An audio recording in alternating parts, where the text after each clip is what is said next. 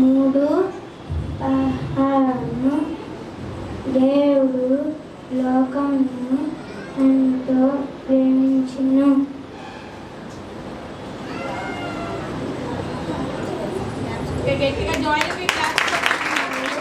చెప్పబోయేది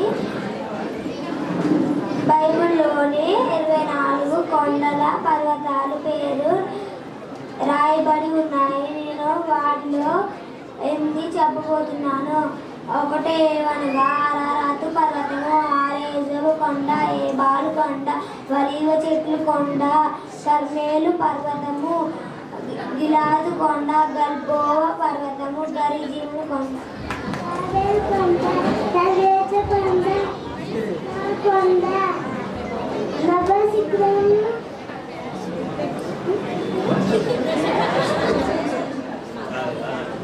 అమ్మగారికి అయ్యగారికి సంవత్సరాలు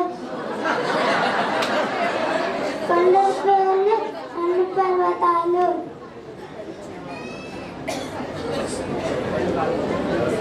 లెబ్నోను పర్వతము, సీనాయి పర్వతము, షామ్రోను కొండ, షామ్రోను పట్టణంకు దగ్గర గల కొండ, హకీల మాన్యములో గల కొండ,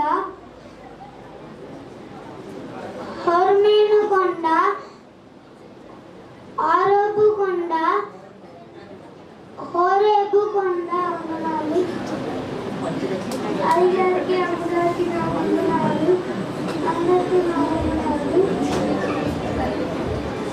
మీరు చెప్పబోతున్నది పాత నిబంధనలో పుస్తకాలు ఆదికాండము, నిర్గమకాండము, లేవ్యాకాండము, సంఖ్యాకాండము, విజయోపదేశ కాండము, యెహోషువ, న్యాయాధిపతులు, నీతి, ఒకటో సమూయేలు, రెండో సమూయేలు, ఒకటో రాజులు, రెండో రాజులు, ఒకటో కాండము, రెండో కాండము, ఎజ్రా, నెహెమ్యా, ఎస్తేరు, కీర్తనలు, సామెతలు, ప్రసంగి, కీర్తనలు, యెషయా, యిర్మీయా, విలాపవాక్యాలు, ఎస్తేరు, దానియేలు, హోషేయ, యావేలు, ఆమోసు, ఓబద్యా, యోనా, మీకా, నహూము, హబక్కూకు, జకర్యా, హగ్గై, జకర్యా, మలాకి.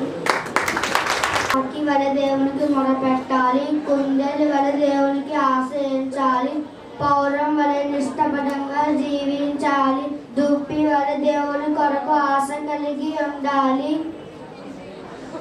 గొర్రె వలె యేసుని మొయ్యాలి, ఎద్దు వలె కష్టపడి పని చేయాలి, కుక్క వలె విశ్వాసం కలిగి ఉండాలి,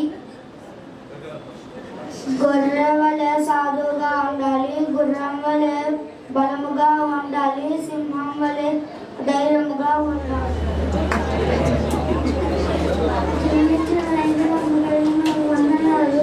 నా వాక్యం పదార్థాలు నేను తప్ప ఎక్కడైనా నీ పొందడు పైన ఆకాశంగా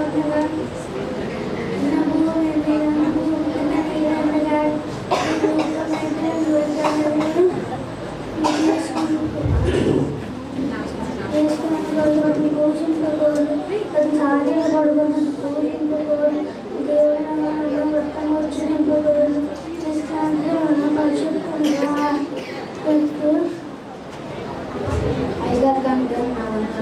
బైబిల్లో ఉన్న ప్రాంతం నేర్పిన పాఠం.